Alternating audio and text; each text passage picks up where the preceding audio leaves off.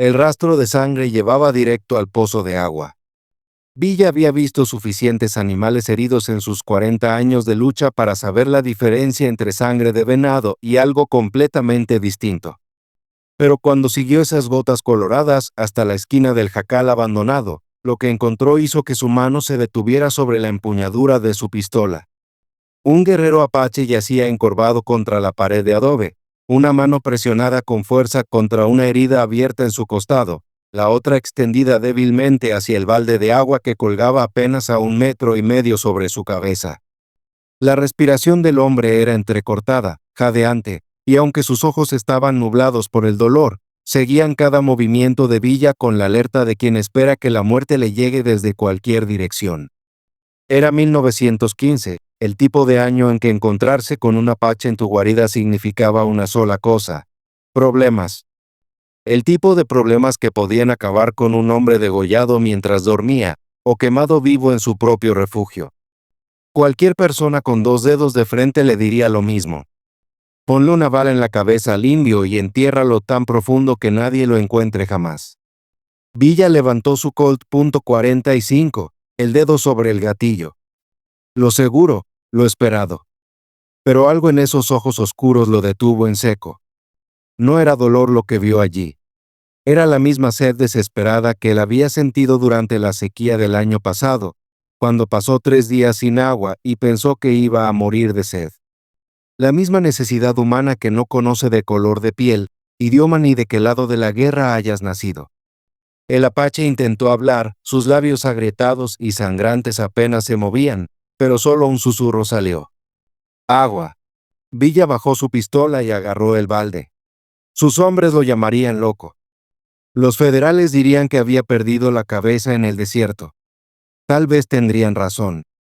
Pero mientras se hincaba junto al hombre herido y le acercaba el borde de madera del balde a los labios, viéndolo beber como un hombre que se ahoga, Villa supo algo con certeza. Estaba a punto de cambiarle la vida a los dos para siempre. Lo que Villa no sabía era que este guerrero herido no era un apache cualquiera de la zona. Y lo que sucedería a continuación traería más jinetes a su guarida de los que jamás había visto en su vida. El apache bebió como un hombre que no había visto agua en días, vaciando 3 cubos completos antes de que sus manos temblorosas pudieran finalmente sostener el borde del balde. Villa observaba cada trago, su mente dando vueltas con todo lo que acababa de hacer en esa tierra. Mostrar misericordia a un apache era como firmar tu propia sentencia de muerte. Pero a medida que el color volvía al rostro del guerrero, Villa notó algo que le heló la sangre. La herida en el costado del hombre no era de un ataque de animal o un accidente de caza. Era un agujero de bala, fresquito, todavía sangrando.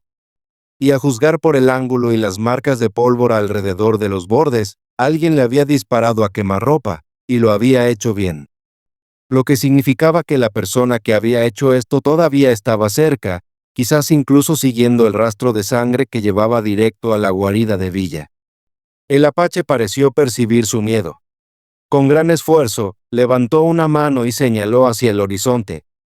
Luego se pasó un dedo por la garganta. Su mensaje era claro. El peligro venía. El corazón de Villa latía fuerte en su pecho. Cada instinto le gritaba que tomara al hombre herido, lo sacara lejos de su guarida, escondiera la evidencia y pretendiera que nunca había sucedido. Pero el hombre apenas podía sentarse, mucho menos caminar. Moverlo ahora seguramente lo mataría. Dejándolo aquí, sin embargo, era como ponerle un blanco a ambos. Fue entonces cuando Villa lo oyó, el sonido que lo había mantenido con vida durante 20 años de vida en la frontera.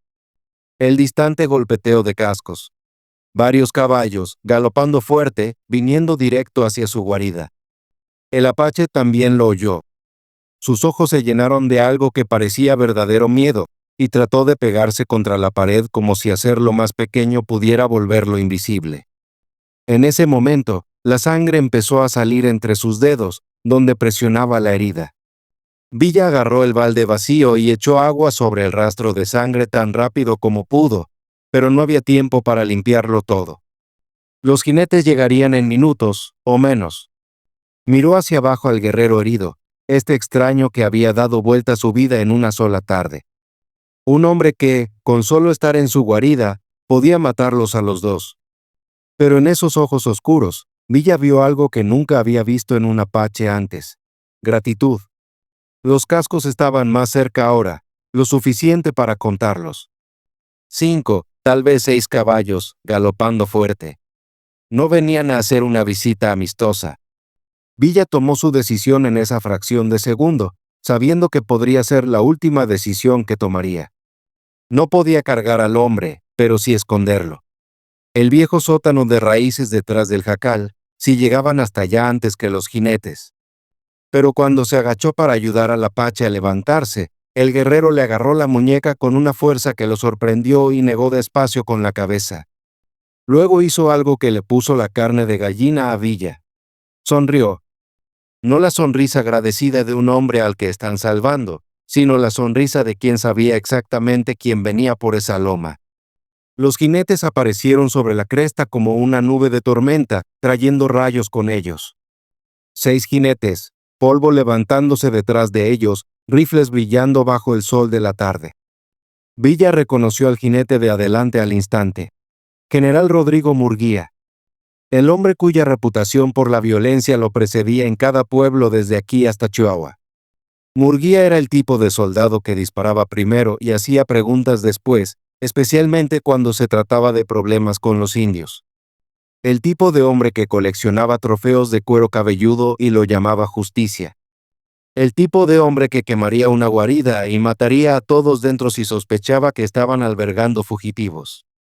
Villa se paró frente al pozo, su cuerpo bloqueando al apache de la vista, tratando de parecer un hombre que no tenía nada más importante en la cabeza que arreglar un poste de cerca roto. Su boca estaba seca como la arena del desierto. Murguía detuvo su caballo a tan solo 3 metros de distancia, lo suficientemente cerca para que Villa pudiera ver el cálculo frío en sus ojos azules. Los otros 5 hombres se extendieron en una media luna, las manos descansando cerca de sus armas. Esta no era una visita amistosa.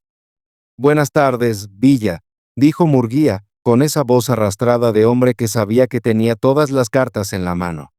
Estamos rastreando a un apache herido. El rastro de sangre lleva directo a tu propiedad.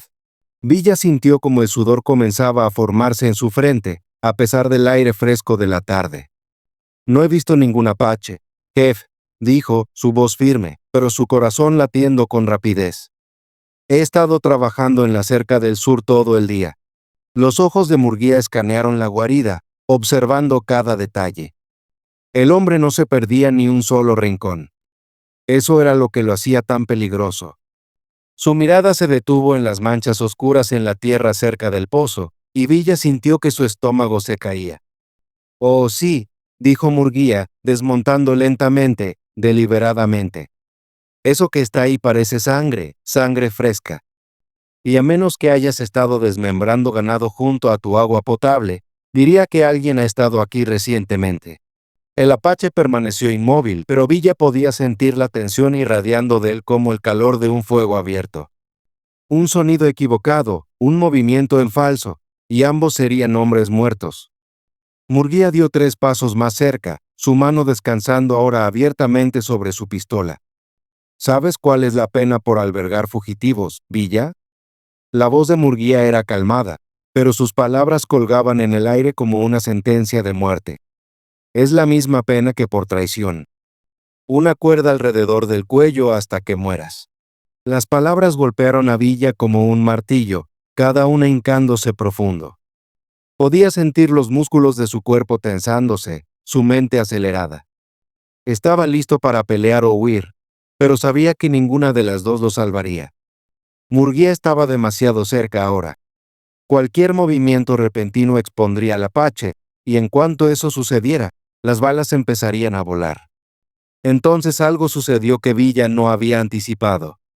El apache habló. No en español, sino en su propia lengua, una cadena de palabras que fluían como música, claras y fuertes a pesar de sus heridas.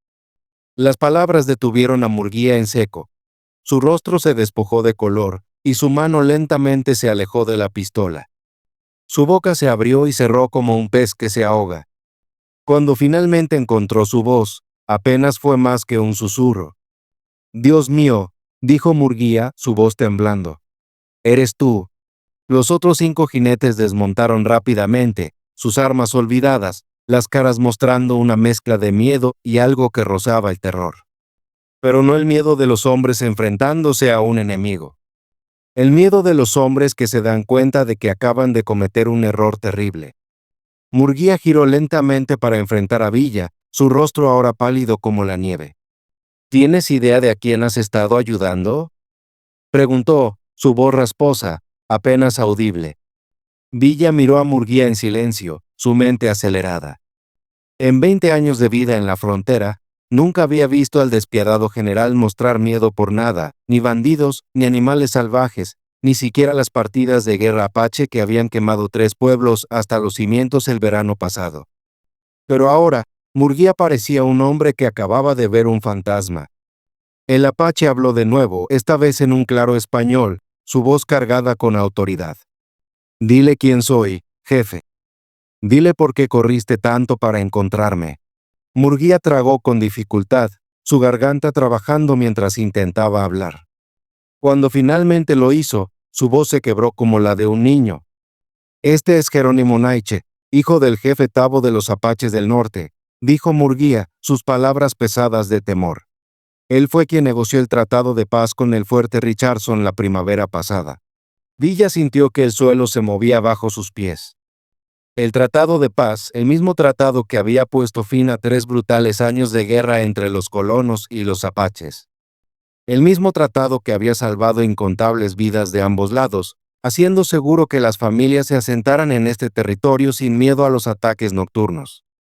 Y Villa acababa de darle agua al hombre que lo había hecho posible. Pero si Jerónimo era un pacificador, ¿por qué huía de la ley con una bala en el costado? «Hubo una emboscada», dijo Jerónimo, su respiración todavía trabajosa, pero su voz ganando fuerza con cada palabra.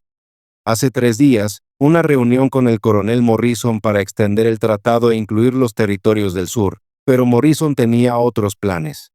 El rostro de Murguía pasó de pálido a gris. «El coronel Morrison está muerto. Le dispararon por la espalda durante un ataque indio hace 3 días. Te están buscando por su muerte», dijo Jerónimo, empujándose ligeramente contra el pozo. «Pero eso es lo que quieren que pienses». Los ojos de Murguía se abrieron al comprender. «¿Qué estás diciendo?». «No mataron a Morrison», continuó Jerónimo, su voz ganando fuerza. «No fueron los indios. Fueron hombres que usaban pintura de guerra, hablando lo suficiente de apache para engañar a los testigos. Sabían exactamente cuándo y dónde nos íbamos a encontrar». Villa sintió el peso de la revelación caer sobre él como una ola. Alguien había orquestado el asesinato de Morrison para incriminar a Jerónimo. Alguien que quería que el tratado de paz se desmoronara. Alguien que quería que el territorio volviera a arder. «¿Quién?», preguntó Murguía, aunque su rostro le decía a Villa que ya sospechaba la respuesta. «Los mismos hombres que han estado vendiendo armas a las tribus rebeldes», dijo Jerónimo, sus ojos oscuros endureciéndose. «Los mismos hombres que han estado haciendo una fortuna con esta guerra. Los mismos hombres que te enviaron a matarme en lugar de buscar a los verdaderos asesinos». Murguía dio un paso atrás, su mano moviéndose instintivamente hacia su arma. «Estás hablando de traición. Corrupción en el gobierno territorial. Son acusaciones hasta que pueda probarlas», respondió Jerónimo, su voz firme. «Por eso necesitan que esté muerto antes de llegar al Consejo Apache mañana. Por eso me dispararon y me dejaron por muerto. Están contando con hombres como tú para terminar el trabajo». Villa sintió el terror subir por su pecho. No había estado ayudando a un extraño herido. Había caminado directamente al centro de una conspiración que podría desgarrar todo el territorio.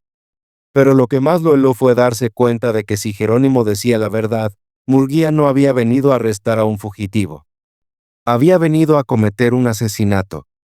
El silencio se estiró entre ellos como una cuerda tensa a punto de romperse. Los 5 hombres de Murguía se movían inquietos en sus sillas de montar, las manos acercándose a sus armas, los ojos saltando entre su general y el apache herido que acababa de acusar a la mitad del gobierno territorial de asesinato y traición. Villa podía ver la guerra que libraba Murguía en sus ojos, el choque entre el deber y la verdad, entre las órdenes y la conciencia. Y hombres como Murguía no manejaban bien los dilemas morales. Por lo general, los resolvían con balas. Aunque lo que dices sea cierto, dijo Murguía lentamente, tengo mis órdenes. Te buscan por el asesinato del coronel Morrison. Se supone que debo traerte, vivo o muerto. Muerto sería más conveniente. El rostro de Jerónimo permaneció estoico, a pesar del dolor grabado en sus facciones. Los muertos no pueden testificar. Los muertos no pueden decir quién realmente se beneficia de otra guerra india. Uno de los hombres de Murguía, un joven teniente con ojos nerviosos, se inclinó hacia adelante en su silla de montar. Jefe, si lo que dice sobre el tratado de paz es cierto. Cállate, Herrera, Murguía rugió, cortándolo. Pero Villa podía ver la duda colándose en el rostro del general, como grietas en una represa, cada una ensanchándose con el peso de las palabras de Jerónimo. Murguía nunca había sido un hombre que cuestionara sus órdenes, hasta ahora. Fue entonces cuando Jerónimo jugó su última carta. Con dedos temblorosos, alcanzó un saco de cuero en su cinturón y sacó un pedazo de papel manchado de sangre. Lo levantó para que Murguía lo viera. Esto es por lo que intentaron matarme, dijo Jerónimo, su voz aún fuerte a pesar de su estado. Una carta del coronel Morrison, escrita la noche antes de que muriera. Murguía miró la carta como si pudiera prenderse fuego. ¿Qué dice? Dice que Morrison descubrió quién ha estado vendiendo armas a las tribus rebeldes, respondió Jerónimo, sus ojos oscuros sin apartarse de los del general. Nombres, fechas, cantidades, pruebas suficientes para colgar a una docena de hombres. El impacto de las palabras de Jerónimo golpeó a Villa como un trueno. Ya no había duda. Las manos de Murguía estaban atadas. Sus soldados habían estado vendiendo armas para alimentar la guerra, haciendo fortunas con el derramamiento de sangre, y Morrison lo había descubierto. Y ahora, Jerónimo tenía las pruebas. El rostro de Murguía se despojó de color, volviendo un gris ceniza, y dio un paso atrás, su mano moviéndose hacia su pistola como si estuviera listo para destruir la evidencia con un solo disparo. Pero Jerónimo no había terminado.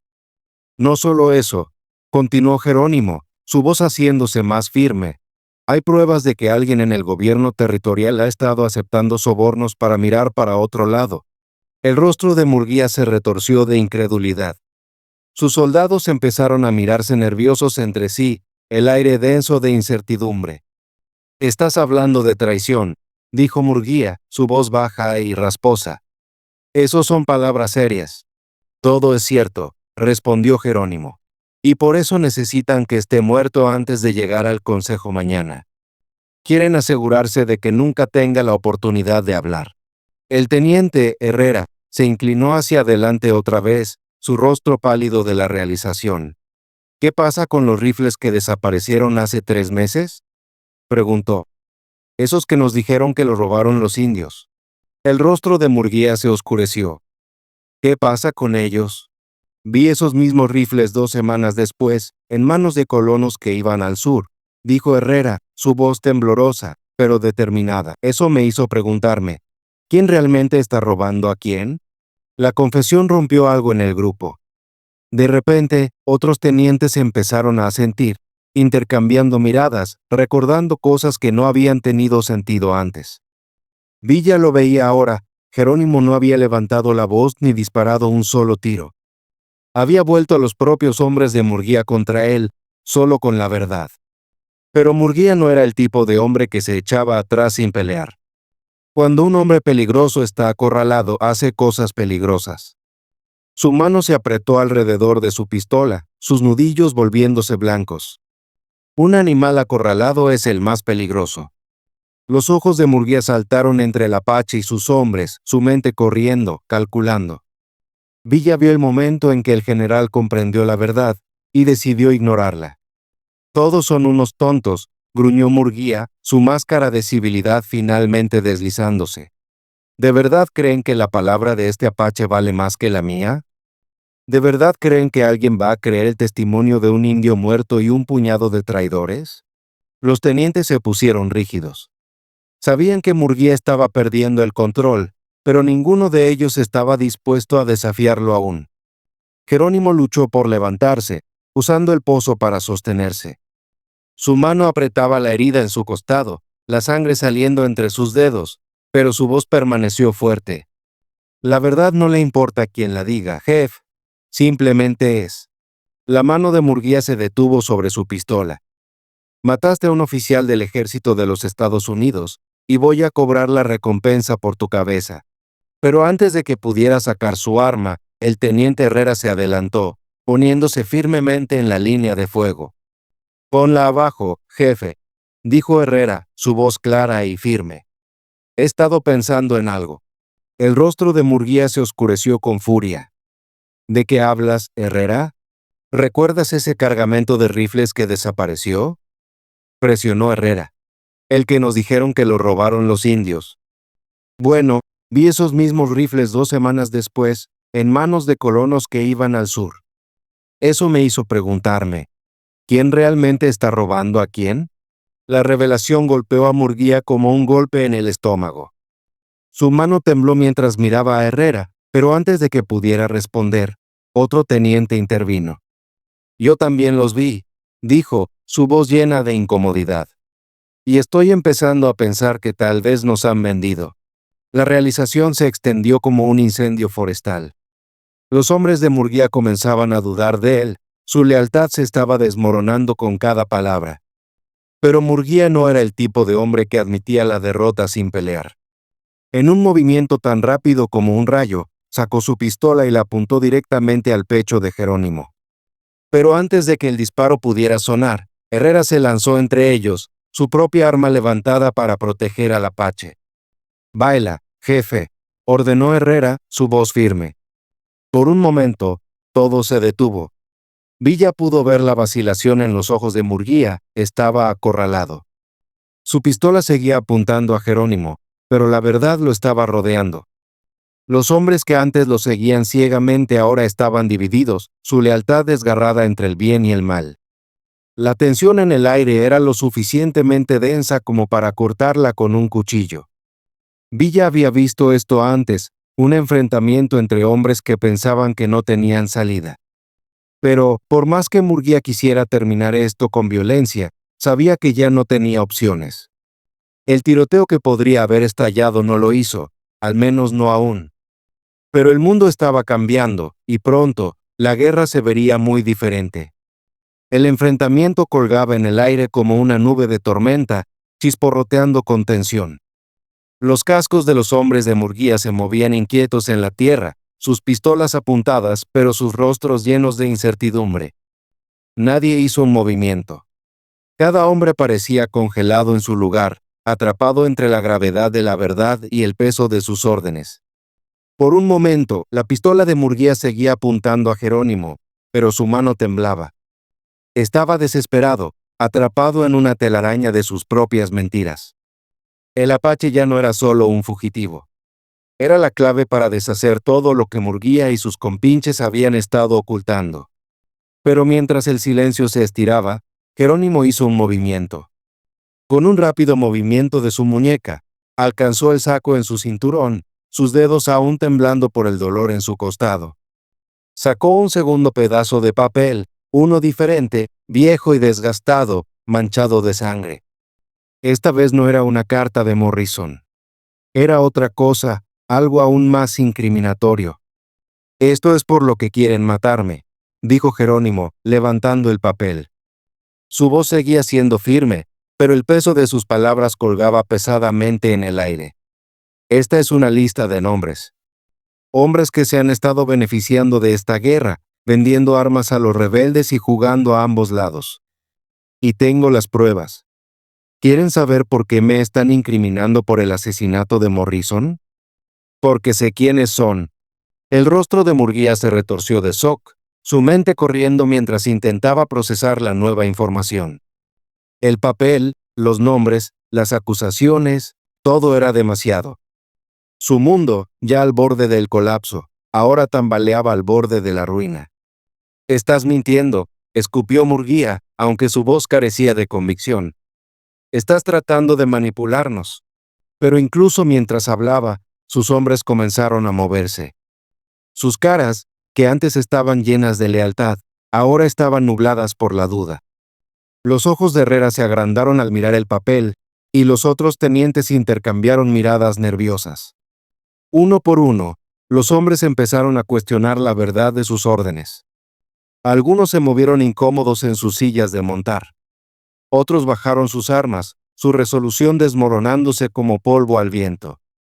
Villa lo veía ahora. El control del general sobre sus hombres, su poder, se deslizaba entre sus dedos. Solo era cuestión de tiempo antes de que la verdad se abriera paso por completo. El rostro de Murguía era una máscara de frustración, sus ojos saltando entre Jerónimo y sus hombres. Estaba acorralado, y lo sabía. El poder que una vez fue suyo se le escapaba rápidamente. ¿Creen que esto cambia algo? Murguía dijo, pero su voz sonaba vacía, como un hombre aferrándose a los últimos jirones de su autoridad. Todavía tengo mis órdenes. Todavía lo voy a llevar. Vivo o muerto. Entonces morirás con él, dijo una voz desde atrás. Villa se giró rápidamente, sorprendido por la presencia repentina de los guerreros apache. Habían llegado. El sonido de los cascos había crecido más fuerte, pero ahora retumbaba por el desierto con una certeza que le hizo sentir escalofríos a Villa. Al principio pensó que solo eran otro grupo de jinetes, pero el número era mucho mayor. No era un puñado de apaches. Era toda una partida de guerra. Los guerreros aparecieron sobre el horizonte como una nube de polvo, sus caballos levantando la tierra en una tormenta de movimiento. 50 jinetes, todos moviéndose en perfecta formación, sus rostros pintados con los colores vibrantes de la guerra, el sol reflejándose en sus lanzas y rifles. Pero algo era diferente. Villa esperaba ver ira en sus ojos, furia por un camarada caído. En cambio, vio algo más. Una fuerza tranquila, un propósito. Al frente del grupo iba un hombre más viejo que los demás, su cabello gris trenzado con plumas de águila, un rostro que exigía respeto desde 100 metros de distancia. Se sentaba erguido en su caballo con la dignidad de un líder que nunca se había doblado ante nadie, mucho menos ante el miedo. Detrás de él, los guerreros lo seguían, algunos luchadores veteranos, otros más jóvenes, apenas lo suficientemente grandes para cargar un rifle. Pero ninguno de ellos tenía las armas levantadas. Ninguno parecía listo para la batalla. Estaban allí para otra cosa. La expresión de Murguía cambió de confusión a miedo. Su pistola vaciló en su mano, sus ojos saltando entre los guerreros que se acercaban y sus propios hombres, que ahora se veían cada vez más inseguros. Villa permaneció inmóvil, su corazón latiendo con fuerza en su pecho. La tensión era insoportable, el aire denso con el peso del momento.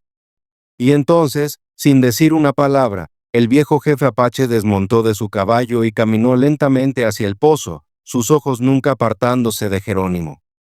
El resto de los guerreros siguió su ejemplo, formando un círculo suelto alrededor de la guarida de Villa, sus ojos escaneando los alrededores, pero sin hacer movimientos agresivos. Cuando el jefe llegó a Jerónimo, se arrodilló junto a él, sus manos curtidas moviéndose suavemente sobre el costado herido del hombre, revisando la herida con el cuidado de un padre que cuida a su hijo. Jerónimo lo miró con una sonrisa débil, pero agradecida, pero la expresión del jefe seguía grave. Habló en apache, sus palabras bajas pero llenas de autoridad, su voz cargada con el peso de algo antiguo, algo sagrado. Después de un momento, el jefe se giró para enfrentar a Murguía, su mirada afilada, inquebrantable. Su español era perfecto, sus palabras nítidas y claras. General Murguía, dijo, su voz como la calma antes de la tormenta. Mi hijo me dice que viniste aquí para matarlo. Los ojos de Murguía se abrieron de par en par, y por primera vez, su pistola vaciló. Dio un paso atrás, su rostro volviéndose pálido mientras luchaba por encontrar las palabras correctas. Vine a arrestar a un fugitivo, tartamudeó Murguía, pero incluso a sus propios oídos, sonaba como una mentira. Un fugitivo de tu propia corrupción, respondió el jefe, su voz fría, pero sin perder una pizca de tristeza. Un hombre cuyo único crimen fue descubrir cómo tú y tus amigos han estado lucrando con la guerra entre nuestros pueblos. Las palabras del jefe colgaron en el aire como un peso pesado, y Villa pudo sentir cómo la tensión aumentaba. El rostro de Murguía se tornó de pálido a morado cuando la realización se instaló en él. Su mundo, su poder, se desmoronaba a su alrededor. «No tienes pruebas», murmuró Murguía débilmente, su voz temblando de miedo. El jefe sonrió, pero no había calidez en su expresión. «Tenemos la carta de Morrison. Tenemos los testimonios de los verdaderos criminales, hombres que confesaron su traición antes de morir tratando de escapar de nuestra justicia». Levantó la mano y hizo una señal a uno de sus guerreros, que se acercó cargando un saco de cuero. Dentro de él, el guerrero sacó una pila de papeles, documentos que hicieron que el rostro de Murguía se pusiera cenizo. «Esta es tu correspondencia con los vendedores de armas», dijo el jefe, su voz cargada de la gravedad de la situación. «Cada envío, cada pago, cada mentira que dijiste para cubrir tus huellas». Los ojos del jefe apache nunca dejaron el rostro de Murguía mientras hablaba. Las palabras flotaban en el aire, innegables e incriminatorias. El general estaba atrapado. Pero incluso con las pruebas expuestas ante él, la arrogancia de Murguía se negaba a morir sin una pelea. Murguía permaneció congelado, su rostro retorcido mientras el peso de sus crímenes caía sobre él. Su pistola seguía en su mano, temblando ligeramente. Su mente corría, tratando de encontrar una salida, una forma de escapar de lo inevitable. Pero la verdad lo rodeaba, acercándose como una prensa. Sus soldados, antes sus seguidores leales, ahora estaban llenos de incertidumbre en sus ojos. Algunos de ellos movían su peso de un lado a otro, incómodos en el creciente silencio. Otros miraban la evidencia, los papeles, las armas, las acusaciones, tomando conciencia de la traición de la que habían sido parte.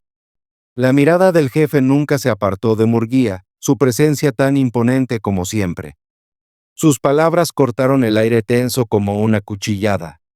«Hemos sido pacientes contigo, Murguía», dijo el jefe, su voz calmada pero firme. «Te hemos dejado engañarte, mentir, lucrar con el derramamiento de sangre de nuestro pueblo. Pero eso se acaba ahora». Los labios de Murguía temblaron, y por un momento, pareció como si fuera a quebrarse. La desafío, el atrevimiento que lo había definido, se desmoronaba, reemplazado por la vacía realización de que todo lo que había construido era una mentira. «¿Crees que puedes exponerme así?», Murguía escupió, su voz quebrada. «¿De verdad crees que alguien va a creer la palabra de un apache sobre la de un general de la República?» El jefe dio un paso adelante, su voz baja, cargada con el peso de una sabiduría ancestral. «La verdad no está atada a uniformes ni a títulos, Murguía. La llevan aquellos que la buscan, sin importar quiénes sean». Por primera vez, Villa vio al general vacilar. Su mano cayó ligeramente, la pistola aún apretada, pero ahora casi inútil frente a la evidencia. Sus soldados permanecieron inmóviles, inseguros de qué hacer. La guerra estaba cambiando, justo frente a sus ojos, y Murguía ya no era quien sostenía las riendas. Fue en ese momento cuando una voz surgió desde detrás del jefe. El viejo guerrero, que había permanecido en silencio hasta entonces, desmontó de su caballo. Su rostro curtido estaba sereno, pero sus ojos guardaban una furia tranquila, como si la ira de generaciones se hubiera acumulado en su interior y ahora encontrara su voz. «Esto es lo que pasa cuando los hombres creen que pueden controlar las vidas de los demás», dijo el viejo guerrero, su voz gruesa con el peso de la experiencia. «Esto es lo que pasa cuando la verdad se entierra por lucro. Ahora es el momento de enfrentar las consecuencias». Sus palabras resonaron en el silencio, y Villa pudo sentir el poder del momento. Ya no era solo un enfrentamiento entre Murguía y Jerónimo. Era una justicia que llegaba, a un cambio en el equilibrio del poder que resonaría por el territorio durante años. El rostro de Murguía se torció con ira, pero ya no quedaba fuerza en sus acciones. Levantó la pistola de nuevo, pero sus movimientos eran lentos, vacilantes. Ya no era el hombre que infundía miedo. Ahora era solo un animal desesperado, acorralado. «No te equivoques, Murguía», continuó el jefe, sus ojos nunca dejando los del general. «Serás juzgado por tus acciones. Tú y tus hombres han manchado el honor de tu uniforme. pero la verdad saldrá a la luz, y habrá justicia. Los ojos de Murguía parpadearon, y por un breve momento, Villa vio algo inesperado: miedo. El general no estaba acostumbrado a ser el que estaba equivocado, y en ese momento, tuvo que enfrentar las consecuencias de sus decisiones. Luego, el jefe dio una pequeña señal con la cabeza, y los guerreros que habían estado rodeando la guarida se movieron con una precisión perfecta. Los soldados de Murguía, antes orgullosos y leales, ahora estaban expuestos. Habían visto la verdad, y sabían lo que venía. Como si estuviera en una señal acordada, uno de los tenientes de Murguía, el teniente Herrera, dio un paso adelante, su rostro pálido pero decidido. «Jefe, y yo no puedo seguir con esto», dijo Herrera, su voz temblorosa. «He seguido tus órdenes, pero ahora veo lo que ha estado pasando. Veo las mentiras». Las palabras golpearon a Murguía como un martillazo, y por un momento, hubo un destello de comprensión en sus ojos. La realización de que su mundo se estaba desmoronando, que sus hombres ya no creían en él. Su poder, antes absoluto, ahora se deslizaba entre sus dedos. Otro teniente dio un paso adelante, su arma baja. «Ya no podemos seguir con esto. No después de todo lo que hemos visto. No después de lo que has hecho». Villa observó los rostros de los hombres que antes seguían a Murguía sin cuestionar. Ahora se volvían contra él, uno por uno, la verdad demasiado fuerte para ignorarla más. El agarre de Murguía sobre su pistola se apretó una vez más, pero el momento ya había pasado. Los soldados ya habían tomado su decisión. Jerónimo, debilitado por sus heridas pero con una resolución firme en sus ojos, miró al general. «Puedes tener poder, Murguía», dijo, su voz firme, «pero el poder basado en mentiras no es poder en absoluto. Es solo una caza de naipes esperando caer». El rostro de Murguía se retorció de ira, pero su lenguaje corporal lo traicionó. Era un hombre sin opciones, un hombre que había perdido el control. El jefe dio un último paso adelante, erguido frente al general caído. «No hay lugar para ti aquí, Murguía», dijo el jefe, su voz inquebrantable. «Serás juzgado por tus actos, y la verdad vendrá por ti. Pero no es nuestra forma matar a un hombre a sangre fría. Tu destino ahora está en manos de aquellos a quienes traicionaste». Con eso, el jefe se dio la vuelta, y los guerreros lo siguieron. La tensión que había estado apoderándose de la guarida comenzó a disiparse, reemplazada por un pesado silencio. Villa se quedó allí, aún procesando todo lo que había sucedido en las últimas horas. Los apaches vinieron por justicia, y la obtuvieron, pero a un costo. Mientras los guerreros apache montaban sus caballos y se preparaban para irse, Jerónimo se giró hacia Villa, su rostro suavizándose a pesar del dolor. «Salvaste más que mi vida hoy, hermano», dijo Jerónimo, su voz baja. «Salvaste la paz entre nuestros pueblos. Mostraste que aún hay honor en esta tierra». Villa asintió, aunque aún intentaba entenderlo todo. «Solo le di agua a un hombre que estaba muriendo», dijo en voz baja. «A veces, eso es todo lo que se necesita para cambiar el mundo». El jefe, que había estado observando el intercambio, se giró hacia Villa.